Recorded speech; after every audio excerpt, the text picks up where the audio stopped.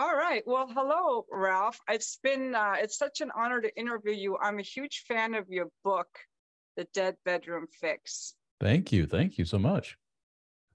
And when I hear the dead bedroom, I'm thinking there is no sex happening. What is a dead bedroom? Oh man, that varies guy to guy. Um, for me, if it was a once a week thing, that's where I'd say something's up. This isn't right. While to the other guy, he goes, once a week, you lucky dog.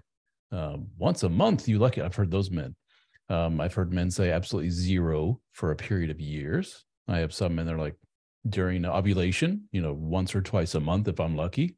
Those guys consider it dead. So it's up to you, whatever you think. Yeah, well, I found it very interesting. In the beginning of your book, we have 2 pages for the ladies where the dead bedroom is a woman complaining about the lack of sex, because that does happen also. Oh, yeah, quite often. And we have 2 pages for that. And then the rest of the book is for the men. Because we ladies are so much more complicated.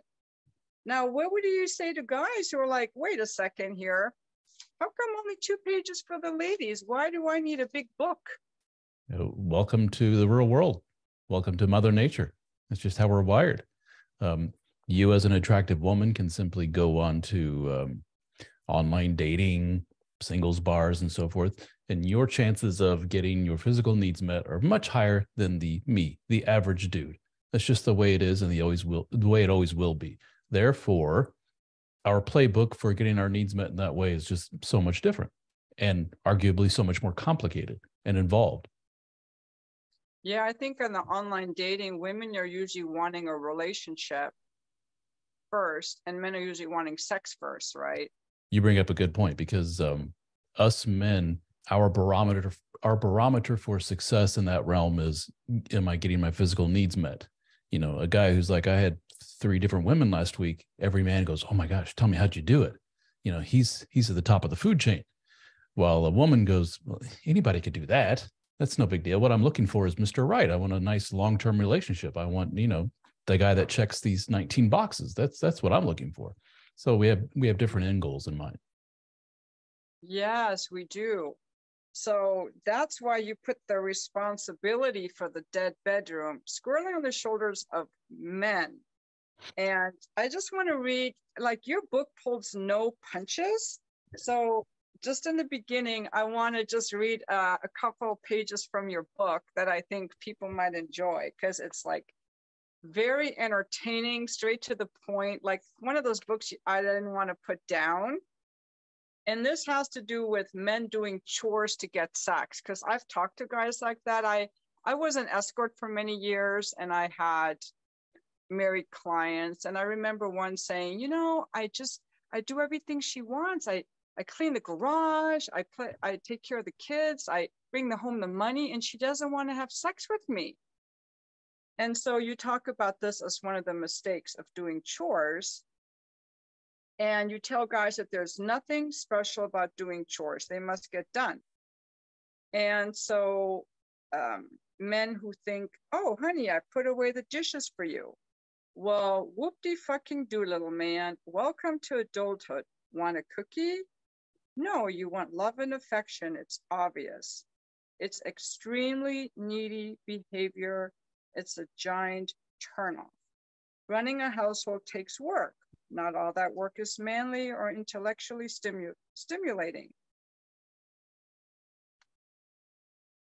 And by bragging about the things that you've done or doing it with a future reward in mind, you're lowering yourself to a sub-adult level. My youngest child used to love to show me how he cleaned up a mess. He usually just made it worse. He wanted to impress me and show me that he was a big boy now. He needed my approval. That's precisely what you are doing. You're not getting sex, so you bump up your housework in an effort to gain approval from your wife. And now, the punchline, you're acting like a child. You're being very needy. Your wife doesn't want to fuck a needy child. She wants a man. Just a minute, one more thing. Oh yeah. You're a big boy. The time of getting rewarded for going potty stopped decades ago. And this is straight to the punch. And this is a way that guys talk to each other. I know you wouldn't write that way for a woman, but this works with guys. And yes, that, so whatever you want to say about that. Yeah. In men's defense, where does this come from? This didn't come out of nowhere. It's not like we all got together one day as a group and said, men, what do we think we need to do to get in our woman's pants? I know, chores. No. In our defense, we go to women and say, the bedroom department, we're failing there. I'm not getting my needs met. Is it me? Do you not love me? What is it that's going on? Is there anything I can do to help fix this situation? And I tell you what, probably 9 times out of 10, the woman will come back with, I'm just so overwhelmed. Just bear with me, please. It's the house, it's the kids, it's the job, it's all these things. And the man goes, oh, it's something I can fix. Sweet. So I'll tell you, what if I were to pick the kids up every day from school instead of you picking them up? And what if I were to get dinner ready before you get home? And what if I were to blah, blah, blah, blah, blah. And he becomes just Mr. Fix-It Man because he just wants to fix the situation. Number one, he's a good man. He wants to help. He sees his wife in distress. And number two, he wants to get his needs met. So he jumps to attention and it doesn't work. And a lot of these men sulk and pout and go back to their old ways, which just ticks the wife off even more because it becomes that much more apparent that, wow, he did all those things just to get in my pants. So I can see both sides of the story and both perspectives and how it's bad. But so it explains a great deal of why we do that. You know, what they call chore play. Look at me, honey. Now do you love me? Now will you give me love and affection? And it's not the sexiest thing in the world. Yeah, and I think that's hard for men to understand because we as women, and I know because everything you wrote in this book, I agree with. Good. We are not turned on by the same things as men are, because a woman can walk out of the shower and her husband will say, hey, let's go. And she's going to be like, wait a second. We had that argument this morning. She's not going to be excited just because he's there naked or he's interested. Mm. We're wired very differently. I'd like to read here about the bait and switch because a guy will be like, wait a second, when we were first dating, we had a lot of sex. So she's the problem because she's not giving me any. So what's wrong? She's got to like step it up. But here's the thing that men don't often realize is that they have when they land a woman and marry her, the universal understanding is that they have to flip the scales from being like the lover and the courting her and taking her out. Now they're going to go into provider mode. Okay, I'm going to read from your book now. You can let the stupid lover stuff go. It's no longer needed. We as men must then focus on being a provider above all else. We must now understand our new role in life and devote ourselves completely to it. It's our own form of the classic bait and switch. And then in gold, a romantic relationship that is built solely on provider points is not sustainable. And in caps, comfort does not equal sexual desire. Boom. And I think that's where men go wrong because they think, oh, I'm a provider. I love her. I come home to her. I'm doing the chores. I'm not cheating on you. I'm a good little. I'm a good man. Husband. I'm a good man. I'm a good dad. Sweet guy. Mm. And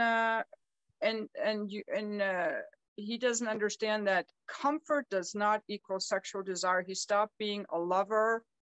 And that doesn't work for women, does it? Well, you say that, but there is a pretty strong contingent of women that would disagree with that last statement you just made. That doesn't work with women. They disagree with me because I hear that all the time. There are so many women who hear that and immediately their ears perk up and they go, uh-oh. To say comfort doesn't equal desire, that means my husband hears this. He's going to want to make our life that much more uncomfortable to get his needs met. In other words, he's going to start being an asshole and he's going to start fooling around and he's going to start not paying enough attention to me and the kids, and he's going to go bye-bye, all to somehow get an artificial state of arousal out of me in his mind. So a lot of women will completely disagree with that, but there's a great deal of scientific evidence and studies and books out there, which all point to one thing, which is very uncomfortable for a lot of people, men and women, to hear, which is when in the confines of a typical monogamous long-term relationship, it's, I got the man, he's not going anywhere, he's a good provider, we got the kids, we got everything else. Even if the man checks all kinds of boxes for a good person, even if he keeps in great shape, even if he does a lot of the things I espouse in the book, the sexual desire knob just naturally gets turned down a little bit in the woman, especially when compared to the early non-married, non-committed dating phase of her life. That was, if we could rank her sexual desire at that time, it's an 8 out of 10. But now once she says, I do, she's like, it's probably a 5 out of 10. And now that the kids come in the picture, it's probably a 3 out of 10. And now that 10, 15 years have passed, it's a 1 out of 10. And that in demands like, but I'm such a great person. I'm a sweet guy. I help with all these chores and everything else. Well, you have your work cut out for you because you're married. And it's just a different ball game altogether. And my contention for a lot of men is, all that lover stuff that you did before, you actually have to continue doing that and then some. Crank your knob up past the 10 because you want some of that old, spunky, sexy, youthful, ready to go whenever woman back again. You want to see glimpses of that. You can't have it 24/7 like you did, when you first met, but you want glimpses. You got to put in the work. And that's what that book is the work necessary to do that. And some men hear that and say, I don't want to do all that work. that it's not fair. That's not fair. And in their defense, that's not what was sold to me. I grew up my entire life knowing it's just what you do. You get married and you have kids. And some men even say, I was actually under the impression that because I got married, that my physical needs would be met that much more readily compared to before, because now I have a woman and she's right there. Like, I don't have to go hunt. I don't have to go date. I don't have to do the whole courting process. All I have to do is just go, oh, look at you, woman that I love more than anything. Let's get to it. And then they quickly learn, oh, actually, it's a little bit harder, a lot harder than it used to be. And that's a giant mind F for a lot of men. And like I say, there's a pretty strong contingent of women out there that when they hear me say, and others say, there's a lot of female researchers, sex researchers out there that point to the same thing, Esther Perel and Wednesday Martin and others, who all point to the same thing, which is that comfort, familiarity, domesticity is the antithesis to the sexual side, the fun side. The two they're different. You can't marry the two together necessarily. You can't ignore, you can't completely throw all your eggs in this basket and expect the other just to take care of itself. It doesn't work that way. And a lot of women hear that and say, no, I don't think so, mister. Simply because they feel that, and to their credit, they're right, that sexuality is so important to men that we will discount all of that good domestic stuff if we learn that it doesn't get our physical needs met. And to that point, how many men I know post-divorce, they swing the pendulum over to the other direction and become this playboy, quasi-narcissistic asshole type guy, and they get their needs met and then some. Like, they get a lot more sex than what they did before when they were nice, sweet, comfortable family guy. So tell that guy that he needs to crank it down a little bit and become a little bit nicer and sweeter because he swung the pendulum too far in that direction. He'll be like, no, I'm getting my needs met here. This is great. I want to keep it up. How long do they want to keep that up, though? That's before a tough it gets sell. Boring and unfulfilling. That's true. That's what a lot of people say. And I agree. There is, we have some in our group, men that consider themselves former player types, and they will say the same thing. That gets old after a while. And eventually you want to, quote, settle down and find you a, quote, good girl to start a family with and do things right and just quit playing this game. But as a total side topic, what a lot of those types of men find is that when they go for that good girl, they end up marrying somebody who's very avoidant and who is very non-sexual and non-connected to that side of them. And they're like, oh man, now I swung the pendulum back the other direction way too far. So it's a difficult game to play to find that sweet spot. The women who say that about the comfort, are they having sex with their husbands just based on I feel comfortable with him? Like, do we know anything about these women? You're making an assumption that they are having sex with their husbands. Because for a woman, definitely we want to feel safe. And yes. if my husband is a jerk to me or he's running around with other women, I don't feel safe. Mm-hmm. So definitely, but men also need to feel safe or they can't even get an erection. Like we want to feel safe, but just that comfort that doesn't cause arousal. That's the point. Comfort is required, but it's not the cause of arousal, I think is what you're saying. Or yeah, exactly. A good example, a good illustration of this point is, let's say you're a man you're 100 pounds overweight, and you read my book or something else lights a fire under your butt, and you say, time to get back in shape. And what a lot of men, dare I say, the majority of men discover when they make the announcement of, honey, I'm going to the gym 4 days a week, throw out all the junk food, quit making, the apple pie every Saturday. We're not doing pizza Fridays anymore. I'm on a health kick. And what a lot of men hope is, or what they assume rather, is that their spouse will say, yes, there's my sexy man. I love it. I'm here to support you. What is it you want to eat? I'll help you make your food. Look, I'm throwing out the snacks. And Jim, great. Can I join you? But majority of the time, the woman goes, why are you doing that? What is it that you're up to? Are you cheating on me? What's going on here? Don't you want pizza? Look, I made your favorite dessert. She sabotages him. And she doesn't verbalize it, but basically it doesn't take a genius to say her comfort and stability is being threatened. And she will take the man who she is very obviously not attracted to anymore, but she will take the comfort and safety of knowing he ain't going anywhere. She'll take that over a guy that makes her go, oh, look at him. Oh, that's interesting. Yeah, a couple comes to mind exactly that, where the guy kept trying to lose weight and she kept feeding him more donuts and more food. Yep. Very common. Very common. Yeah. And the point of that is because she doesn't care about the sex, but she doesn't want him to be attractive to other women or leave her. Or yeah, exactly right. Yeah. So, or the not so nice thing is he's not the only one that's woefully out of shape. And she naturally knows. I think women are more in tune to this than men are. At least that's my experience. Is a couple with wildly mismatched attraction levels like that is not sustainable.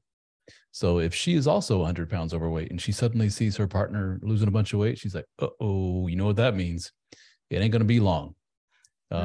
Do I want to join him in the gym and in the diet and everything else? That sounds tough and that sounds difficult. And I'm kind of comfortable in my life here with the kids, and I'm already way overworked as it is. I can't imagine throwing a fitness journey on top of all the other crap I'm already doing.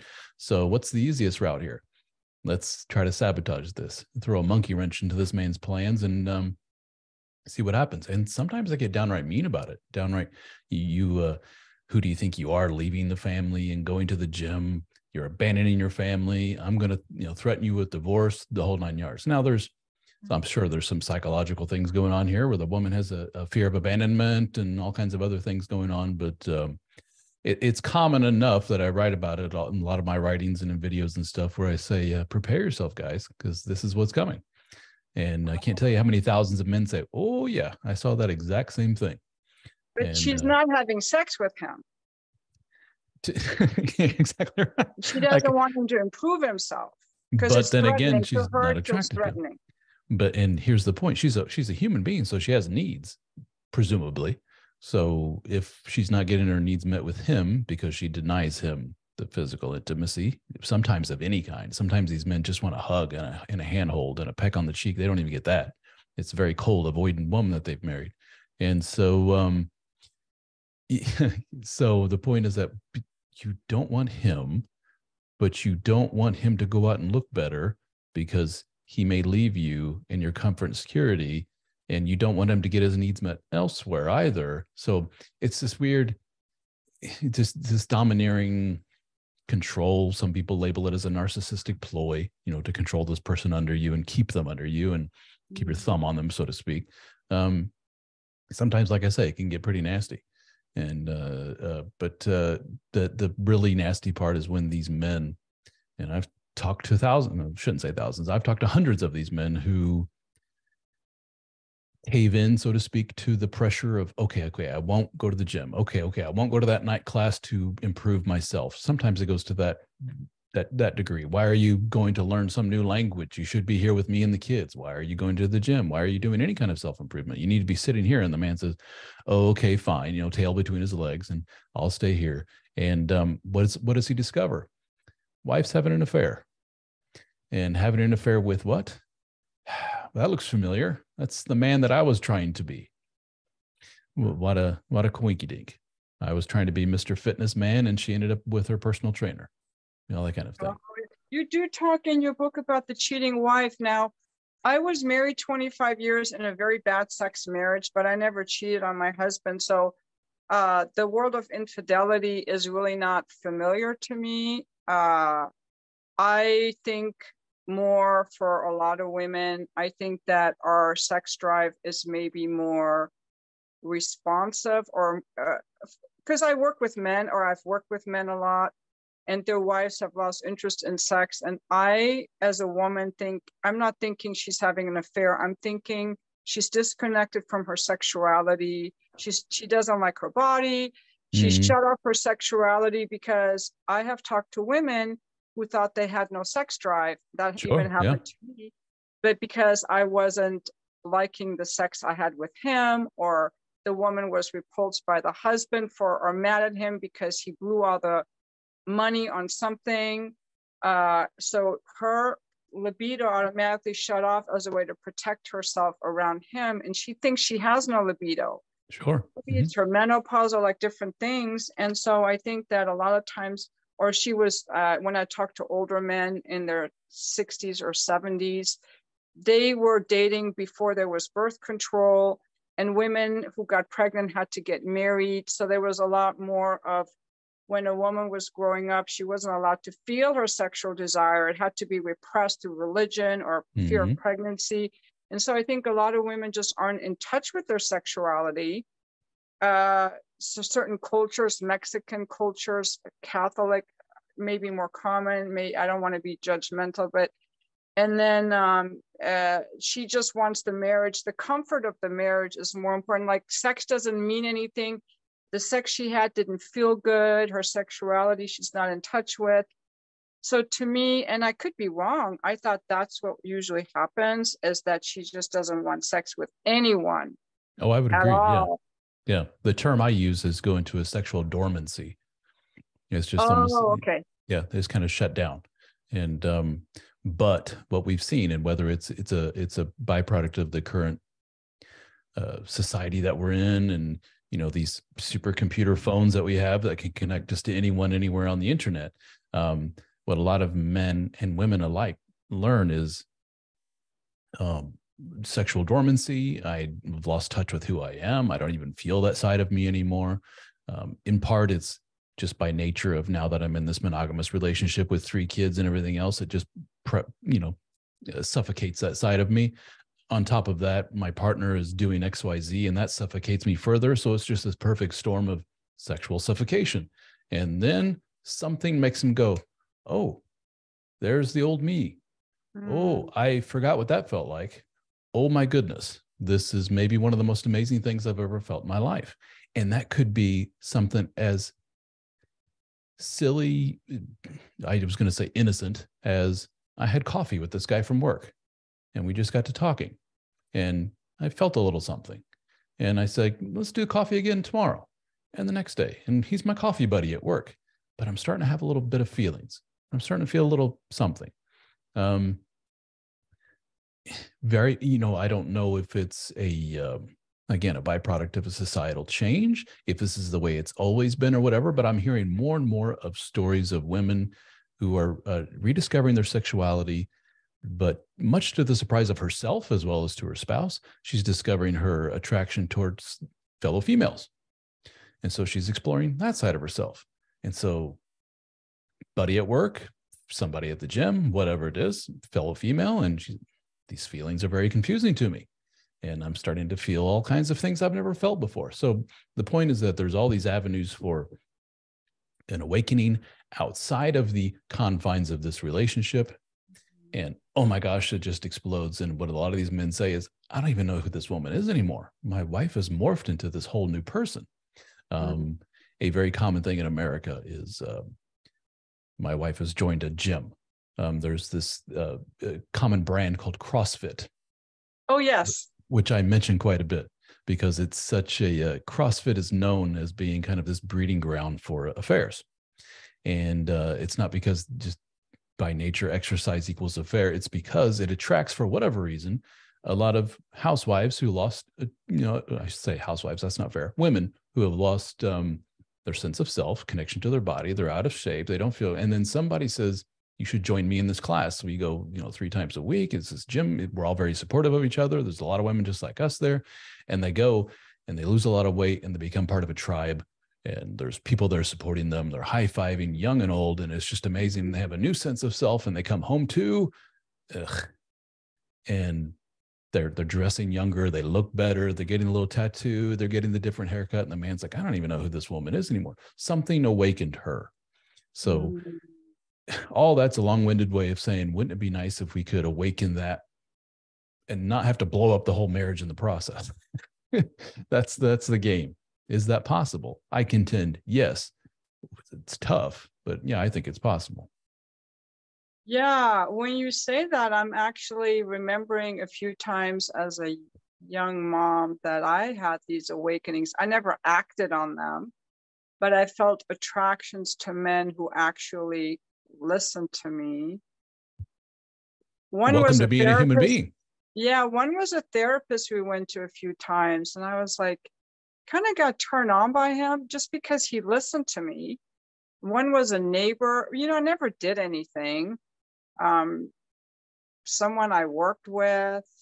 And then I started thinking about different women because I've been with women before. So I had a crush on my female massage therapist who was gay. I never did anything, but yeah, because in my marriage, all my sexuality was so unwelcome that I did start noticing those things. Now that you're saying it, my curiosity was piqued, or I knew I had something in me, but it wasn't, with him.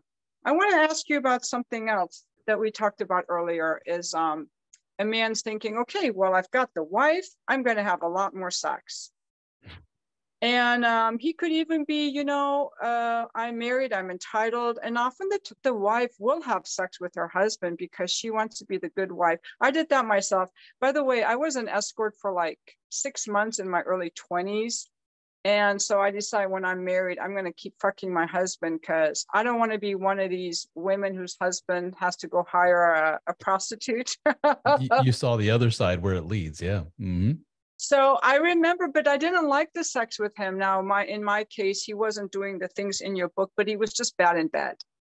And I remember, and this is what I want to get to. There are guys getting sex, but the woman's just laying there waiting. I'd be like, I remember looking at the ceiling and thinking, okay, I'm a good wife because I'm having sex with my husband, and thank God this will be over soon because I didn't feel good. He would just have sex. And there are men who have sex like this, that maybe they're not watching, but maybe they are watching. They will just use the woman kind of as like a masturbation device, but they're otherwise good guys. They're a little bit emotionally walled off or afraid of intimacy, or a little bit clueless. And they think, well, she's doing it. But maybe the guys reading your book want a wife who actually wants to fuck them, because the other option is, yeah, you're getting sex, but it's pity sex, duty sex. Yeah. Starfish Sex, and some men don't care because they just want to get off. But I'm thinking the men who read your book, there's a difference between the woman who just lays there and you got off, whereas the woman who really desires you and wants you, right? There's a big difference.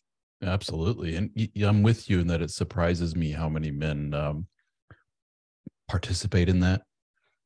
Something that it is encroaching towards the old R word, rape, which is, having sexual intercourse with an unwilling partner. But in the man's defense, the wife is like, okay, let's do this.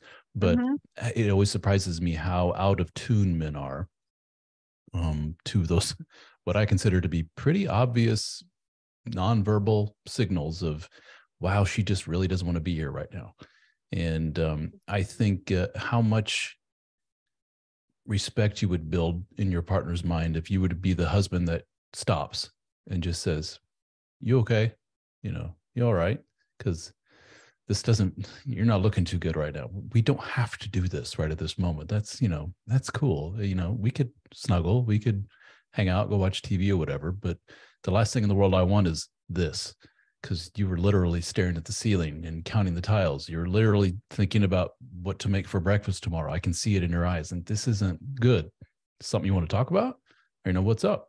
In other words, I'm not a slave to my balls is the term I often use. I don't need this, F your feelings, woman, F the situation going on. Let me just get off. If that were the case, I could handle that myself. But because there is something that you're veering towards the path of painting women in a bad light, but I think you would admit that this is the case, that a lot of women have an arrow in their quiver, so to speak, which is, how many women have said this? My husband sure has been grumpy the last few weeks. He's been moping around and stomping and yada, yada. He's kind of an ass. And then they go, oh, we haven't had sex in like a month. I bet you, honey, we got 10 minutes. If you want, we could go before the kids get home. We could. And the man's like, woohoo. And they go. And then he's all smiles for another week or so. And she's like, men are so stupid. That's all he needed. It really shifts the power dynamic. If you are a guy who's in somewhat toxic relationship and the wife says, if you want, we got 10 minutes. We could go if you want to. I mean, I guess it's been a while. And how it would shift the dynamic if the man were to laugh in a good way and just say, wow, you're really selling me on it there. How can I resist these overtures? How could I resist? Just laugh and go, how about we just save it for another time when we're both more in the mood for this? All right. And give her a smack on the butt and a kiss and just say, don't worry about it. In other words, I just took that arrow out of her quiver, and that in my mind puts a little bit of that kind of healthy anxiety in the woman of, oh, this is different. What is this about? Why doesn't he suddenly take the scraps that I've been giving him for all these months or years? This is new. I like it, but I don't like it. It fills me with a little bit of anxiety, but maybe in a good way. I don't know. This is not quite, this is different. And I think if a lot of women were honest, that is the mindset or the feelings or whatever you want to call it that exists at the early stages of the relationship. You're not quite sure. You're not quite secure, but it's fun. It's spunky. It's sexy. It's cute. It's not comfortable. This all lends itself to kind of reigniting the spark, so to speak.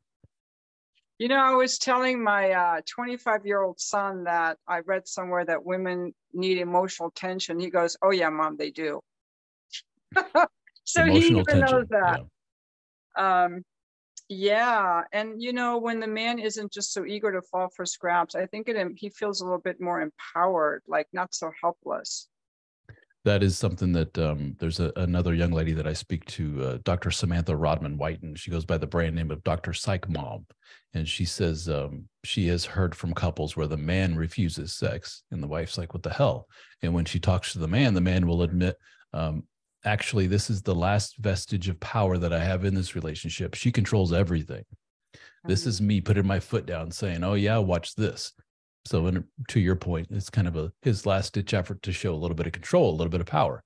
I honestly, I've never heard that personally from the guys I speak to. Obviously, they read my book, but it's kind of interesting how that works. Yeah, yeah. I think that I I've experienced that too, where I felt like this seems like a power control. This seems like a control thing here. I mean, you think of it as, from the perspective of a man who's been fighting for scraps, let's say for years, and finally he reads my book or something else, gets him feeling better about himself, and he's has more confidence and more. Not what better way to kind of, punch back at the woman to say, "Oh yeah, watch this. Two can play at this game." And I'd mentioned in the book where the woman, he finally gets to the point where the wife says, "Let's do this," and a lot of men are tempted to go, "Not tonight, honey. I have a headache." Just kind of getting back at her, saying, "Yeah, take that." And my point is that no, when you have those opportunities and you feel like all the planets are aligned and she's actually into this, you better go for it, and you better show her. Let me show you what you've been missing, and really connect. And I put in the book, have her leave with a smile on her face and a pronounced limp. I'd like to talk I'd like to talk a little bit about the difference between men and women when it comes to libidos. And there are a lot of little sayings about it, like John Gray says, I'm not necessarily a fan of him, but this is, he does say some good things. He says, women need to feel loved to want sex, and men want sex to feel loved. Another one I've heard was that I know for women, being in a relationship makes the sex better. And recently I had a man tell me that for him, having sex makes his relationship better. So we're kind of coming at each other from two different sides. And I'm curious about when women women definitely enjoy sex more in a relationship, because we're more like opening energy. We have to be more trusting, just our whole body and the way it works. But I've often asked men if they feel the same way, because I'm curious. And to date, I've never had a man say that the sex is like 10 times better. His pleasure is 10 times better if he's in a relationship. But I'm curious of the impact of a relationship on someone's enjoyment of, like, being in a good relationship, how much it impacts their enjoyment of being sexual with that person. Mm-hmm. I think there's different flavors of sexual interaction between people, and I think maybe men are more attuned to I don't know, let's say category A, which is casual. I really don't know this person very well, but that can be very visceral and very animalistic and very just, nature takes over type of thing, versus in a relationship. I don't know. I would disagree. And I think we actually talked about this in my men's group with the DSO fraternity, where most of us that are married actually come to the conclusion that there's nothing better than when you can marry the two, for lack of a better word, the visceral animalistic with the long-term, deep, emotional, intellectual love that you have with a person. If you can marry those two, that's the best.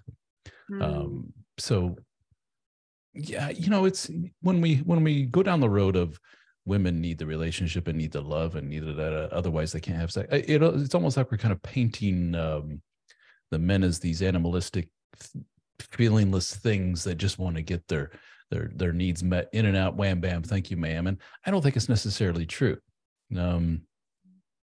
It is to a degree. It is I'm going to talk about these men that I talk to a lot that are the post-divorce, newly dating. They will say, my notch count is so-and-so, and I had 6 women last week. There were no deep relationships there. But I tell you what, those men almost invariably do make that connection with somebody and, quote, pair bond with somebody. Mm-hmm. And then they will report back year or 2 years later of, when it clicks, this is the best thing ever. All that other stuff with those women, they remember fondly those moments. Don't get me wrong, but they're like, it doesn't compare to this, what I have with her, until this goes bad. And then they're like, man, I sure do miss all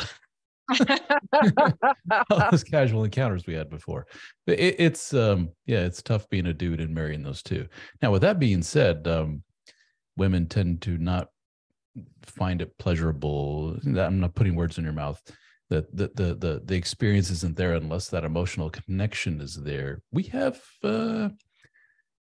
probably quite a few women that would disagree with you there. I mentioned in the books earlier with your Esther Perel, your Wednesday Martins and stuff. There is a philosophical shift in these women saying, you know, yes, we want the safety, security, and everything else, the domesticity of the one-on-one monogamous relationship, but boy, we're really turned off within that.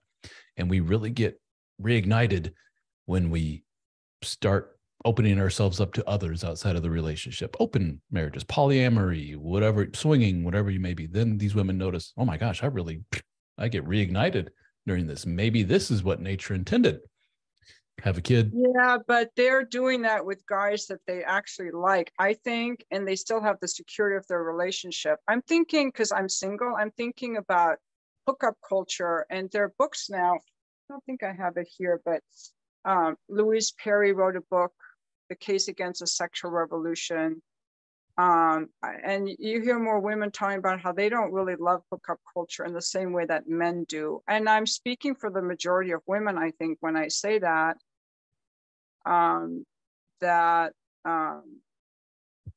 they don't get as much out of hookup sex as men do. And I include myself in that, frankly. So, yeah, so that's. Yeah, there is a school of thought of a feminist movement is actually a push towards, let's kind of masculinize women more. Let's join their team a little bit more and show, like, you know, two can play this game. We also can do the casual sex thing and get a lot out of it. Yay, look at us. And then there's some pushback from a lot of women saying, I tried that, it didn't work. It's not as good. And I like talking about this because I don't think enough people are talking about it. And a lot of young women think, well, I should like this. And I think as a woman, because we're just wired differently, that we have to bypass a lot of who we are and shut it down in order to thrive in that. I personally think that if the few times in a woman's life that she naturally may want to just have sex with random people is when she's young in college and experimenting sexually, could be one time.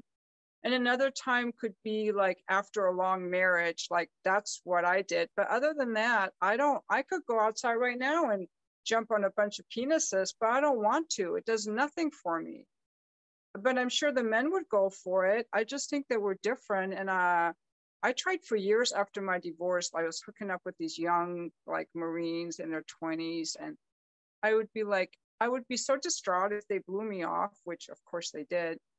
And I kept trying to figure out how I could fuck like a man. And because there was none of this information out there at the time, I didn't know. I thought there was something wrong with me. And it took me years through my own painful experiences to realize that, you know, I guess I have feelings, and I'm glad I have feelings. I'm glad I can't fuck like these guys and blow people off.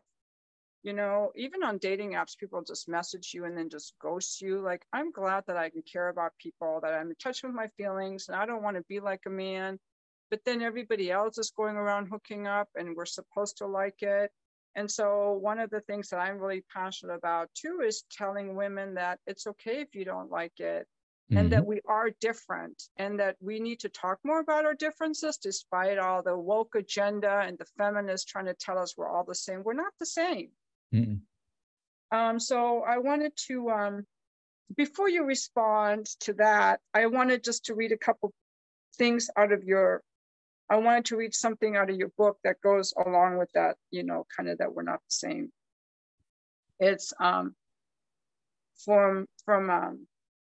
from a strictly biological standpoint, libido is largely governed by your testosterone. You have 10 times the amount of testosterone she does. That gives you your deeper voice, body hair, stronger bones, muscles, and desire to bang all those giggling 18-year-old girls you saw at the movies last weekend. To get your wife's engine going requires a delicate recipe akin to a souffle. One wrong move and the whole thing collapses. I guess this is maybe a little different. This has to do with how our arousal is different, but it's also about how we are different. And there's we already talked about the myth that love and comfort causes arousal. Well, do you want to reply to any of this? Because I have one more section in your book I want to read about the difference in female arousal. Yeah, but it's interesting how you yourself, and I would agree completely, where you say women kind of need that softer side of getting to know you and forming that connection and so forth, and then we're able to make the leap. Yet, in the same breath, we admit the softer domestic stuff doesn't equal sexual desire. So you can see the confusion in men of at the same time. And to further the confusion, you have this post-divorce man who has been Mr. Nice Guy his whole life. And then finally he says, watch this, I'm going to be this playboy asshole type. And he gets sex out the wazoo. And so what's the lesson there? Drop the domestic, drop the sweet, drop the nice, and you will get your needs met. But the ancillary to that is, yes, but who is he having these relationships with? Probably some women that got some issues up here, and they're trying to find themselves, so to speak. And to your point, and maybe in the experimental phase. And is that necessarily the type of people you want to associate yourself with? I don't know. There's no right or wrong here. I don't think. It's just a interesting, confusing, difficult to navigate landscape here. Yeah, because I know, there's a wide variety in people's sexuality, but in general, I would say, I'm guessing over 90% of women are not going to be like, hey, I want to go out and hook up tonight. Whereas maybe 90% of men would be okay with that. And I think you'd be right. Yeah. Also, I've heard guys say, well, I wanted to bang the 10, but I couldn't get a hold of her, so I just banged the 4. But the woman because I talk to men, I love how they're just so blunt. But the woman who's the 4, but we as women, I have sex with guys. I would only have sex with a guy that I think I could see myself. Even when I was hooking up, I would choose guys that I could see myself wanting to see again or dating. So I would never be like, I'm so horny, I can't find the perfect guy, so I'll do the 4. Women don't do that. We're just a lot more picky. And that's what men need to understand. They think that, well, this goes to the married guys again, or the incels. They're like, women are just too damn picky. That's the problem. These bitches, if they would just not be so freaking picky, I could get laid. But the incels don't even think about the fact that Indian and Hispanic men are very short, and most of them have no money, and they're getting married. So they're living in some kind of a fantasy land. By the way, I try to keep the incels off my channel because they are always very nasty to me. Oh, sure. Well, me as well. Oh, to you as well? Because you're telling them it's they have to take responsibility. To tell, it's kind of like, to super simplify it, it's kind of a winner loser mentality. A typical loser mentality, no matter if it's about relationship, sports, job, or whatever, is basically putting their fingers in their ears and saying, la, la, la, I'm not listening. Life is unfair and there's nothing you can do about it. And I'm just low on the totem pole, and that's the way it always will be. Well, a winner mentality is like, well, this is what I got to work with. I'm a short dude. I don't have much money. But you know what? There are short, poor men out there getting laid like crazy and getting their needs met and having a blast. What do they have that I don't have? Let's figure that out. That right there is a mindset that a lot of those types just do not have. And they think it's hopeless, and the whole of society's against them. To their point is that we have, as a society, kind of dangled a carrot in front of these young men saying, your key to happiness is a relationship. It's sex. It's being the type of man that women fawn over. It's this. And when it escapes them, they feel hopeless, pointless, and society kind of laughs at them and shoves them aside and just says, get out of the way. We don't have any use for you. And those men are dangerous. They can get downright scary, the incel types. So the types that, get in a car and mow down a group of people at your Christmas markets and stuff, things like that. So it can get pretty nasty. Yeah, it would be nice if we had some support for them. But if I've been nice in my YouTube comments to guys like that, they just usually just don't appreciate it. So I decided to just block them. but it hurts my feelings when they come after me. So I don't like it. But here, I want to say one more thing about female arousal. Let's see. So, and this also helps women because I think, I mean, as a woman, you know, there's also this double-edged sword between we're not supposed to like it. We're supposed to, you know, there's this message of being a virgin until marriage. So repressing our sexuality, we're not supposed to like it. So a good wife doesn't like it too much, you know. And then there's also like, we should really love it when we're married. We should be like the porn star. And a lot of women do all this like plastic surgery to look sexy, but they forget about how they're actually feeling, if they're feeling sexy. And so here I want to read from this page of your book about that her arousal is not really a choice. Because I mean, like, well, if you would just have sex with me, everything would be great. Like you're choosing not to have sex with me is what a lot of guys think. You're choosing that, okay? And that's what I want to really get into, that it's not a choice on our part. So there are 5 mistakes men make, and we haven't got to that yet, but we can. There are 5 mistakes men make to try to get more sex. And all of these 5 mistakes are rooted in the belief that the sexual machine we have in us is inherently moral.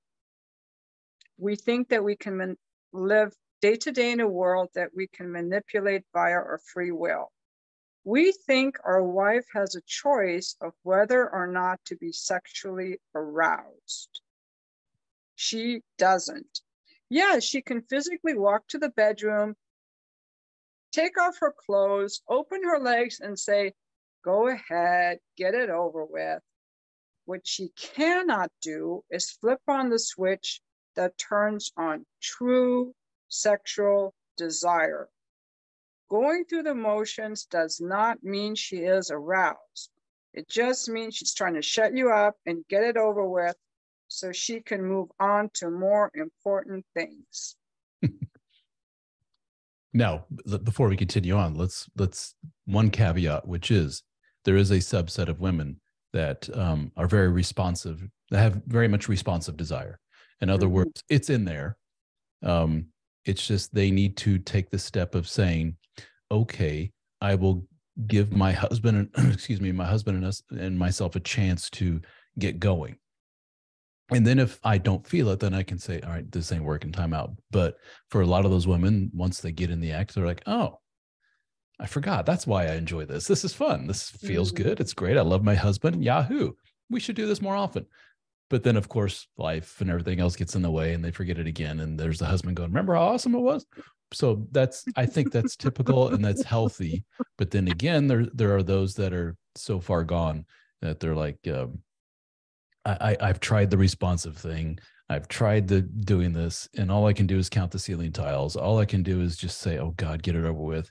As soon as I see the man, I have this very innate disgust response, and it bothers me just as much as it bothers him. And I'm not really sure how to get past that. That's what I'm addressing there, is like, dude, she can't help it. It is what it is. And stop trying to shame her. That's a very, very common tactic amongst men, which is bait and switch. She could do it, but she just doesn't want to. Therefore, she's not. She has no interest in my needs as a man. This really sucks. That may be the case for some, but I think for most, it's just she can't bring herself to get there. She's tried. She's a good woman. She recognizes she recognizes the need for physical connection. She recognizes his needs. She recognizes it's a very unhealthy dynamic between two of them, but man, she just cannot get there. And that may very well not be your fault. It may be a hormonal thing, maybe a perimenopause, menopause thing. It may be a stress thing, depression thing, or it may be I've lost attraction to my husband years ago. And I'm sorry, I love him as a buddy. I love him as a partner, but as a lover, no, I'm too busy fantasizing about Bob from The Office or the dude from the CrossFit class or whatever it may be. But if the guy, that's why in this book, you tell a man 5 things he can do, the 5 main mistakes he makes that have that would naturally cause any woman to lose attraction to him. If he does these things and she's still not attracted, it could be something in her, but no matter what, these things will also make him a better man. But before we get to that, I just want to make sure I ask you this.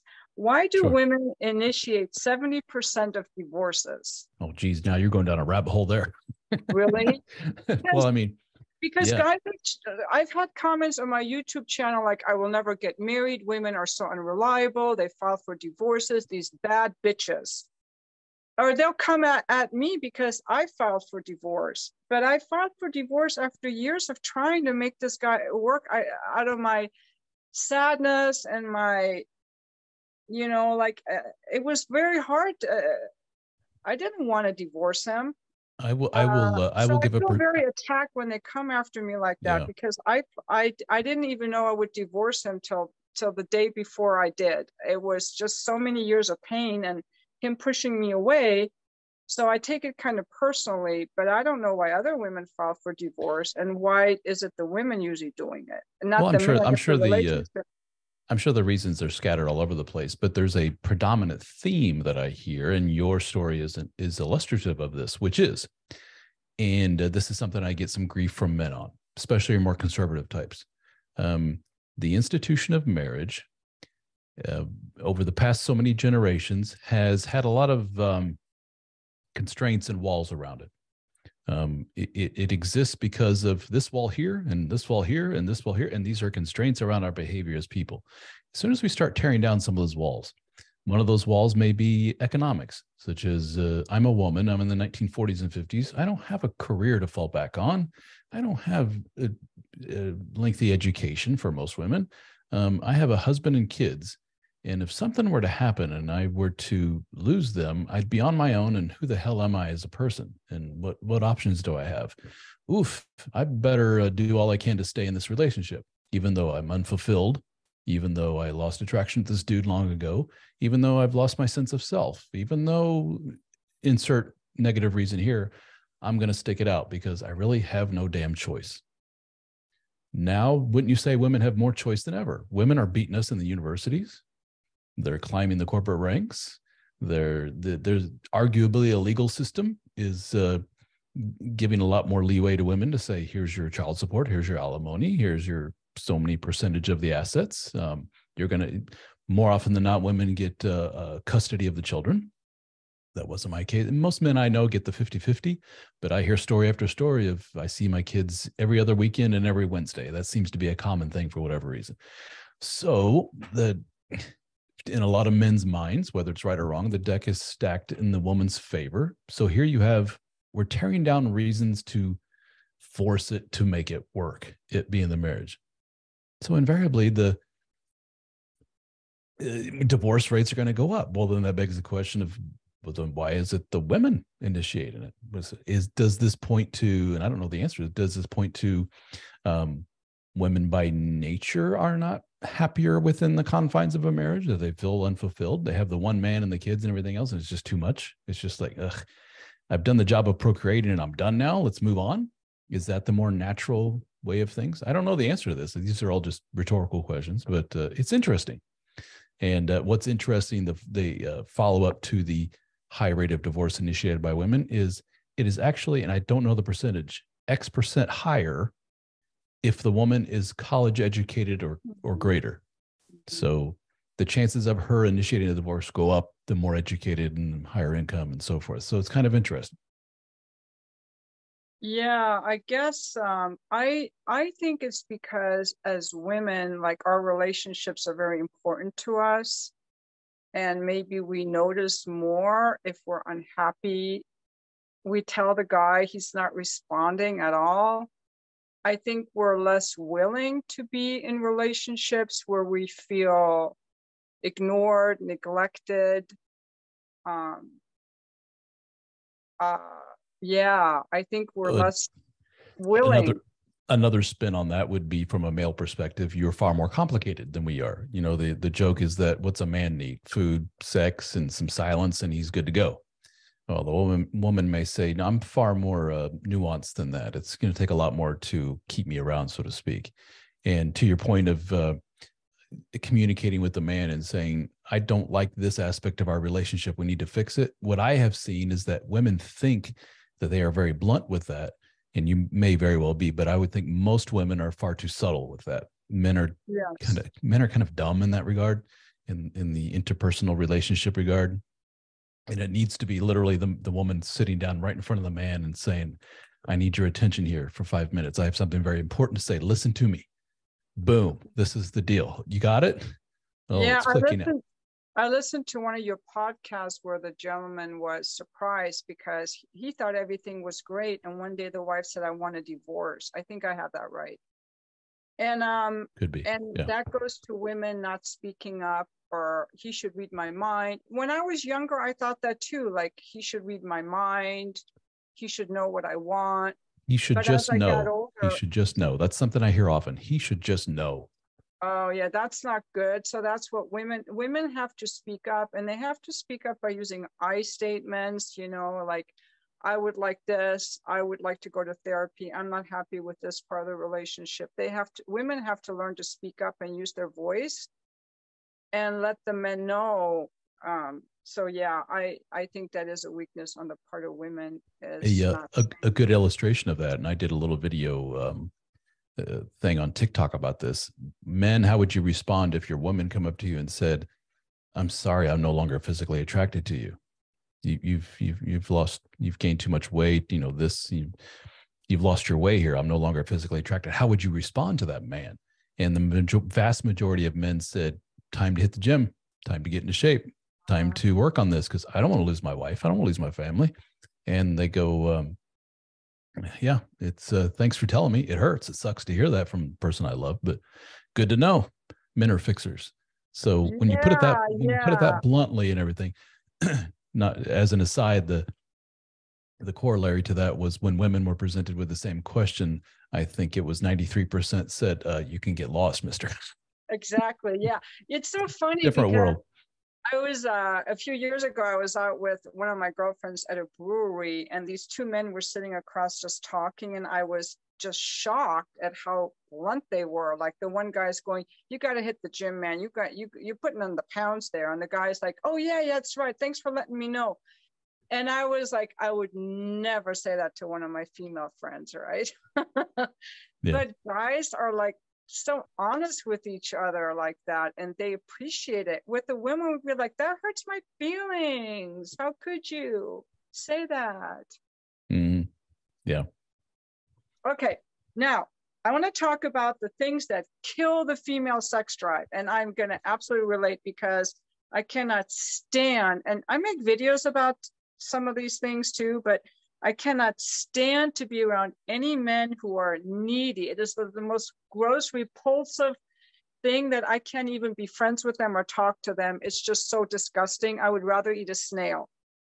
So neediness, yeah, it's very, very gross. And I had read Robert Glover's book, No More Mr. Nice Guy. I've recommended to a lot of men over the years.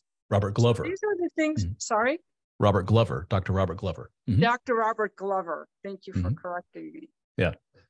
These things kill the female sex drive, and then we'll go through them one by one.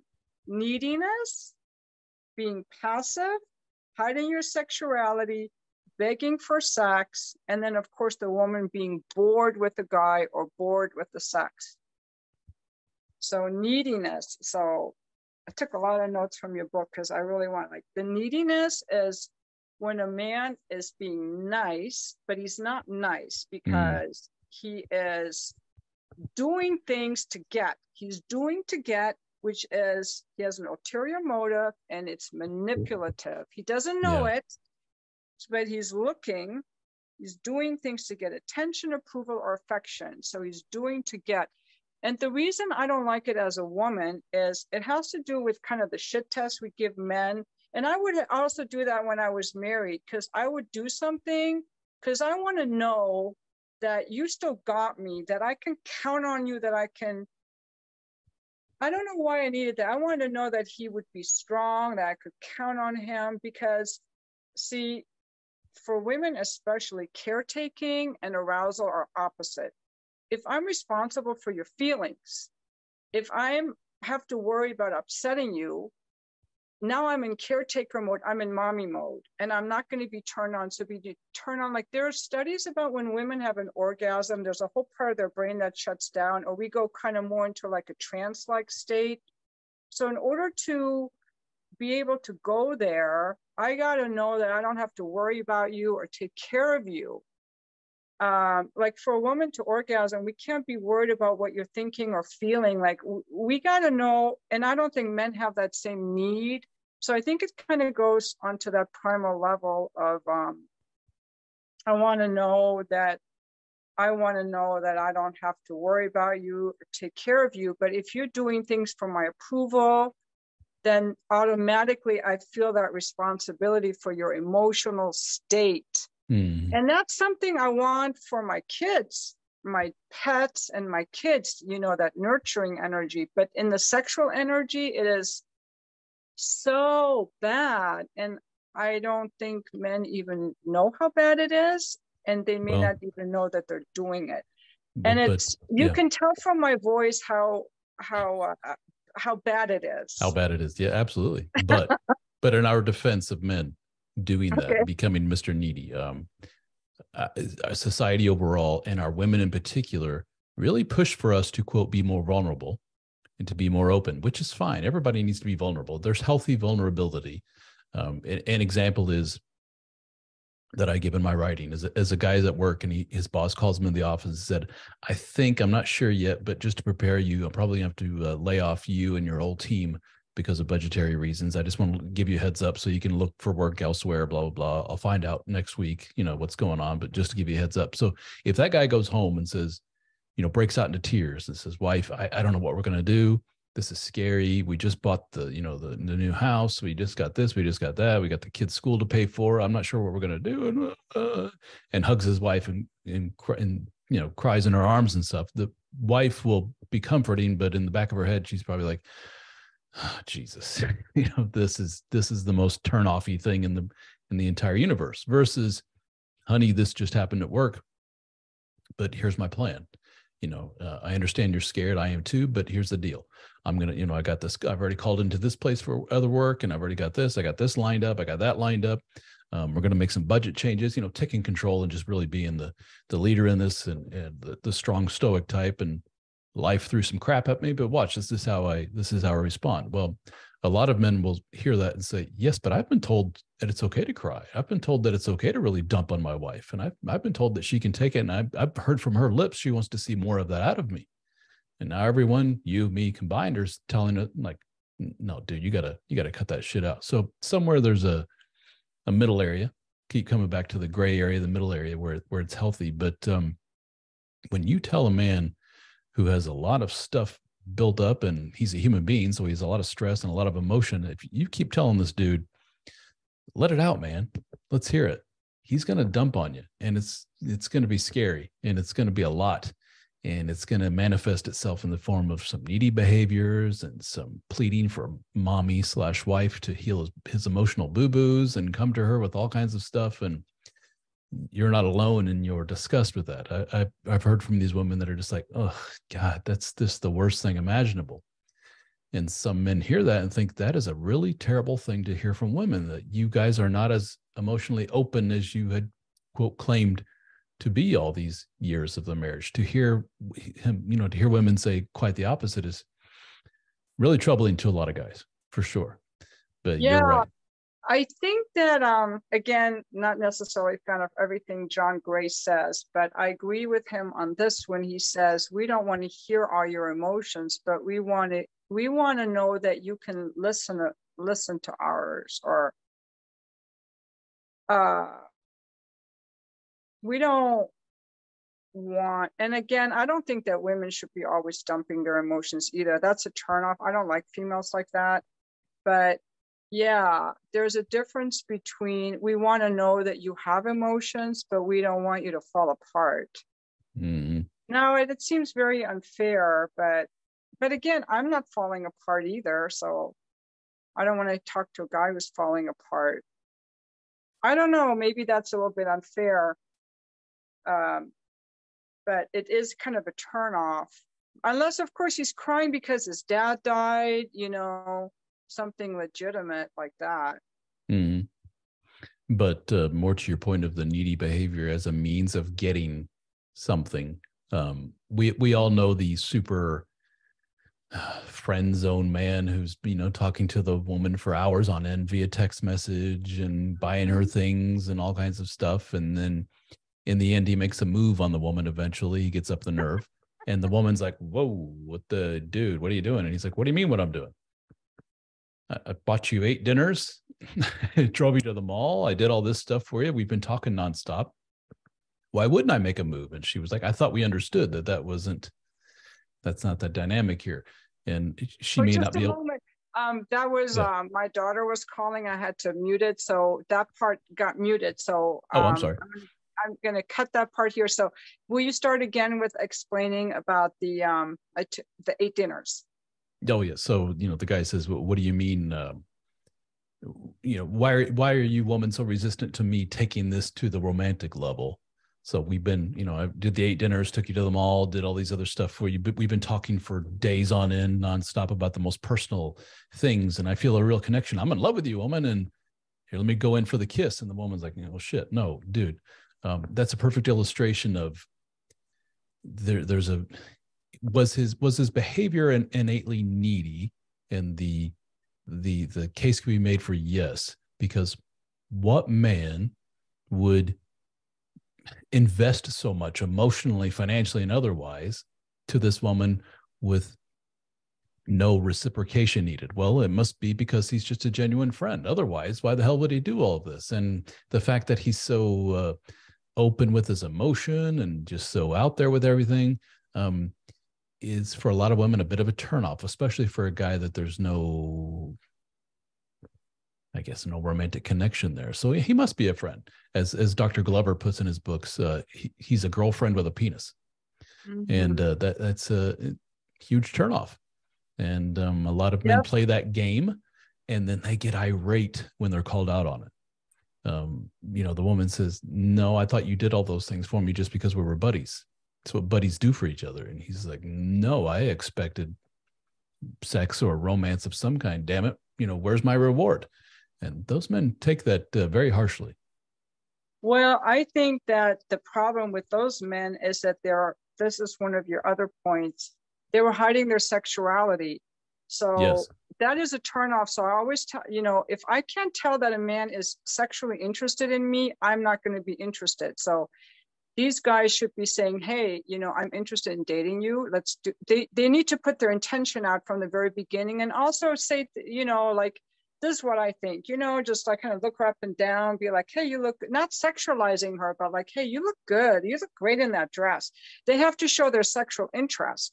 And the other thing I want to say is I don't like those women. I know women like that. I'm very opposed to women like that, because there is no way that a man is just doing that because he wants to be a friend. And I can feel that they like me. And if I can feel their neediness, if some guy wanted to come over and bring me a dinner just to be a nice guy, I would tell him to get lost, because I don't like that neediness, and I don't need someone. It's using men. It's the needy energy is not attractive. And I know women say, well, he wanted to buy that for me, but honestly, come on. We both know the unspoken, what's really going on. I don't think that women should be entertaining that. It has to do with being authentic. And I don't think that, I think women who entertain that have their own issues. That's what I think. And so do those men. So they kind of attract each other. Obviously, obviously they're taking advantage of the guy, whether they verbalize that or not. The most adult, mature thing in that case, if the guy brings you dinner out of, randomly some Wednesday, is just to go, sit down for a second. We need to talk. Just so we're clear here, Dave, my friend, you do know that it's never going to go there. I just want to be clear. You're bringing me things, and that's nice. Thank you so much. I appreciate it. But I just want to put that out there so you don't take this any further, thinking something that may happen, because it's not. That's just not in the works here. It'll break the guy's heart for sure. And some men may react in a very negative way to that. But that's a very mature, that's the right thing to do, as opposed to, I'll just keep taking his gifts and his money and his time. And we both know this isn't going to lead anywhere. No, he doesn't know that. That's the point. Yeah, he does know that. But when you're talking in your book about needy behavior, now we'll go back to the married guys. They are doing things, they're giving to get, which is underhanded and manipulative. And then he's like buying gifts, doing chores, hiding his sexual interest in other women. Dr. Psych Mom came up with a really good term. I assume it's hers, and she called it the gentleman eunuch. That men lead with this theme because they think in their mind they need to repress their sexuality to show that they are a true, nice, kind person, better than those other men. Those assholes. I'm not one of those guys. I'm more genuine and more heartfelt and I'm a deeper individual. And then they're upset that after. And then they're upset I'm not after. so superficial like that. Yeah, I'm not like every other man on the planet that's ever existed. And they keep that act up, so to speak, for weeks and months, and then they're upset when they try to flip it and turn into Mr. Casanova, and then the woman's like, "What the hell's this? No, go away." Ugh. It's like, dude, you led with that. You've been campaigning to be that man for weeks, all in an underhanded, sneaky way, basically, of getting in the woman's pants, and it doesn't work. Yes. I wonder where they learned that, hiding their sexuality. You'd write in the book about, if I tell my woman she's the one and only one for me, I have no eyes for anyone else, I'm so devoted to you, that will make her more interested. It's funny. My wife and I have a pretty open sexual relationship, not in terms of open in terms of having sex with others, but we're open with our sexuality, and we have no shame about expressing it to each other. What she likes, what I like, and that may in fact involve, look at that pretty woman. What's interesting to a lot of people is my wife's the one to do that. My wife is not afraid to point out that she finds other women attractive, and she'll be the one to elbow me saying, "Don't miss the show. Look at this." And I go, "Oh, wow. Yeah." So some women hear that and go, "I can't believe she would do that. That is just awful." And to point out other women like that, some women get downright irate about that. The fact that their man even looks at another woman.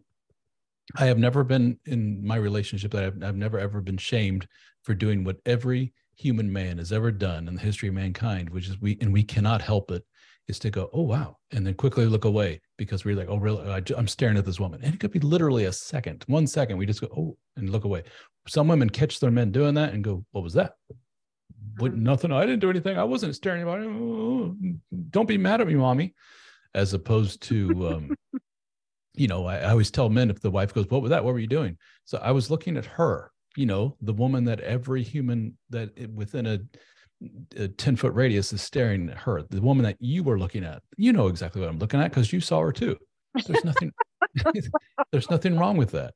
There's nothing wrong with finding other people attractive. And I mean, how much more evidence do we need where pornography is a billion-dollar industry and sex workers and everything else? Men have a wandering eye. And yes, we find other human beings, women, to be attractive. We're heterosexual male, to be attractive.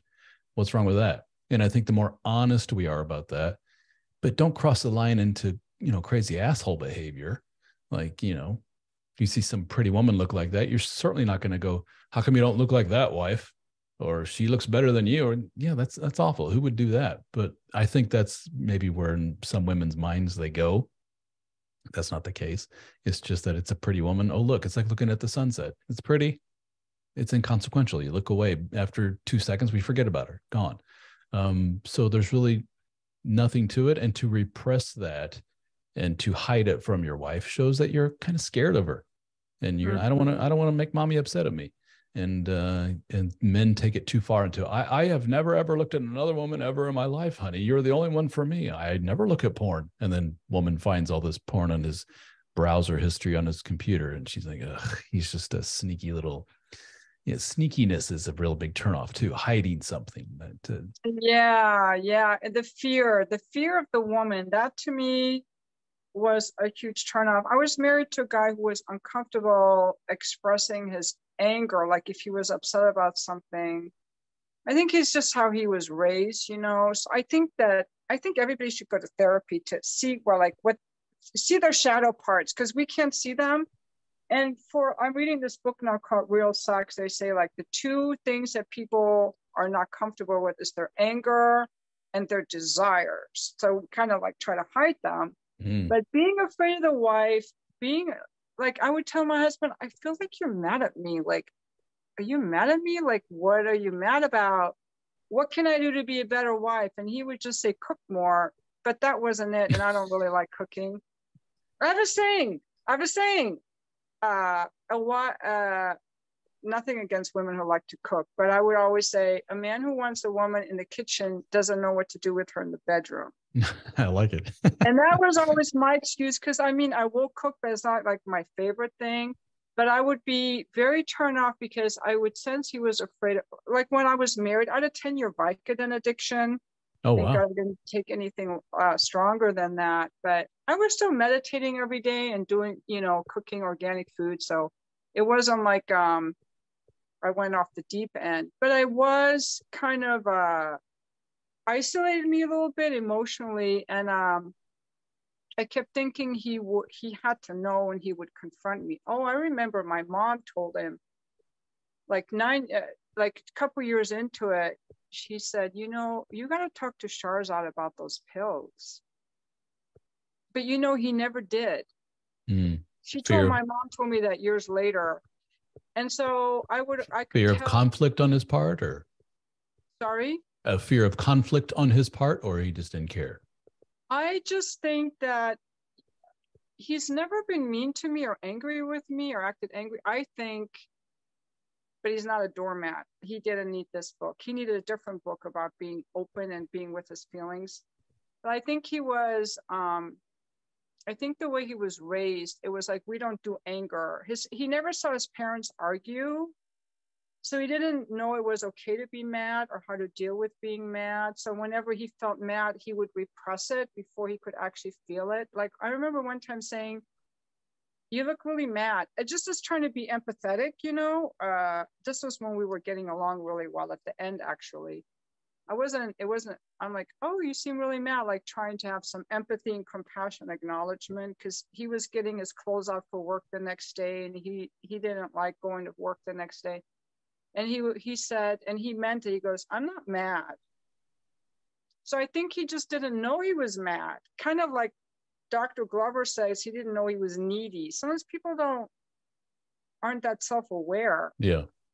But the point of it was that when he was mad, he didn't feel like he could tell me and this fear of confrontation and lying and being not facing things. It can also go on the needy side of being agreeable, walking on eggshells, just being afraid of the wife, not taking things on. Because I knew there were certain things he had to take on with me. And when I'm first even just talking to a guy, I like when he gives me his boundaries or kind of takes me on. Like if I were to be a little bit out of line, I'd want a guy to say, hey, you're out of line right now. I think that men have to be able to take a woman on. And when they don't, we feel that. And it's a huge turnoff. Yeah, exactly.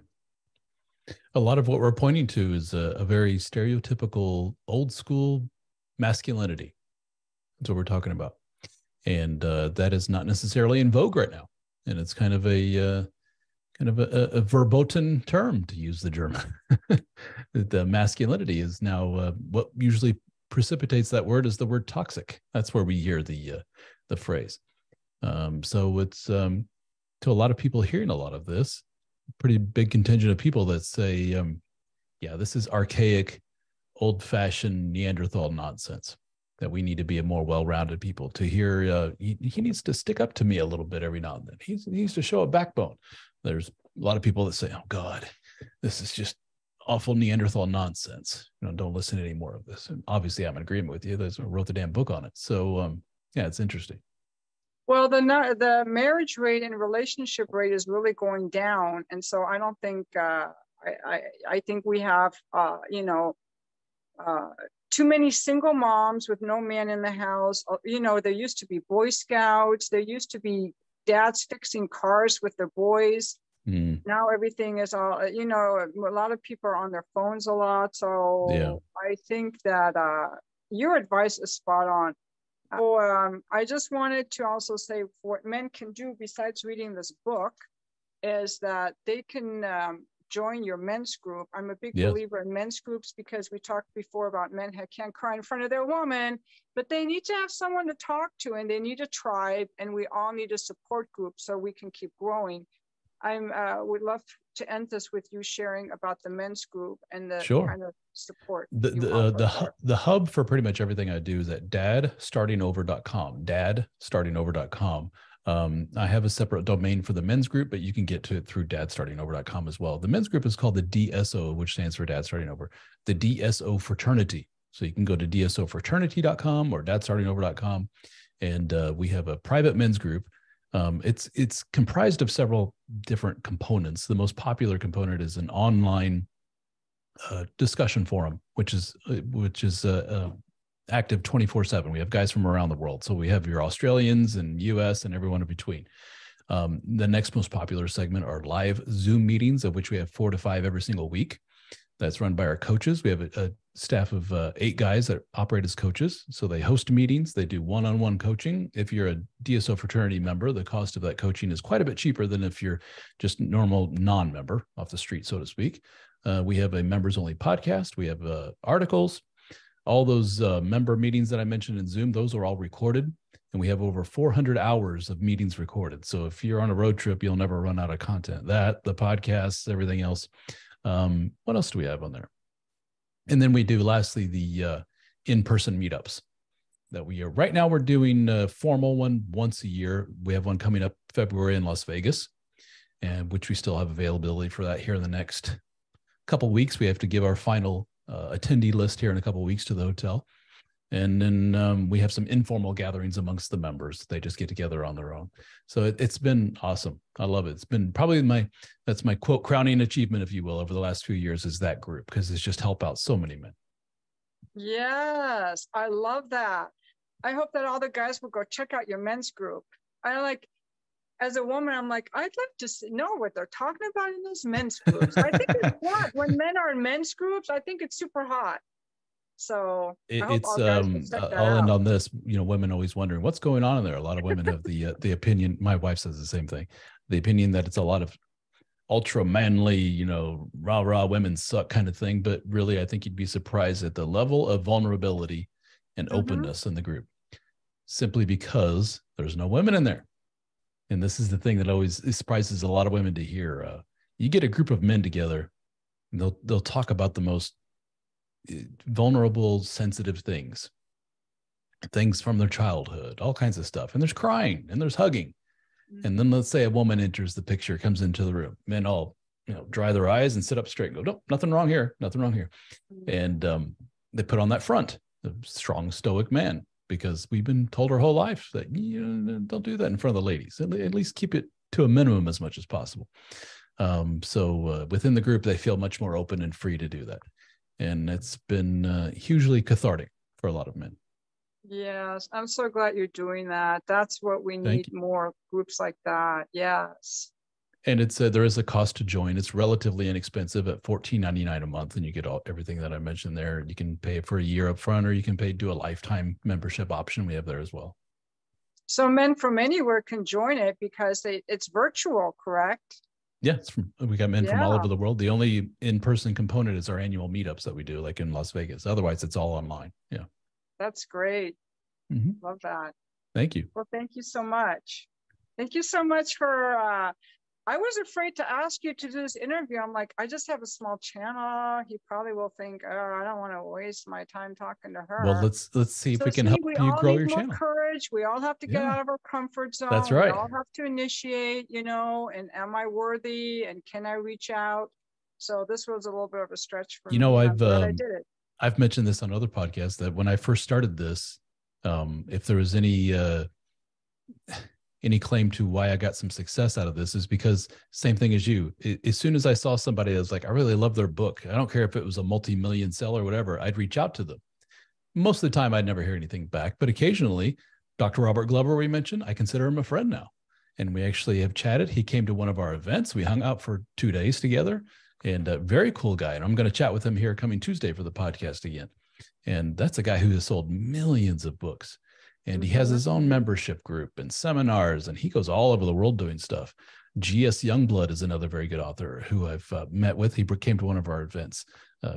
Samantha Robin Whiten I mentioned, Suzanne Glover, all these other people that I really like your content, and they've all been extremely welcoming and opening, and now we're all friends. And these are all people that I've been listening to forever. So it's kind of interesting. All you do is just, say, I'd love to chat with you, and how people open themselves to you. It's very encouraging.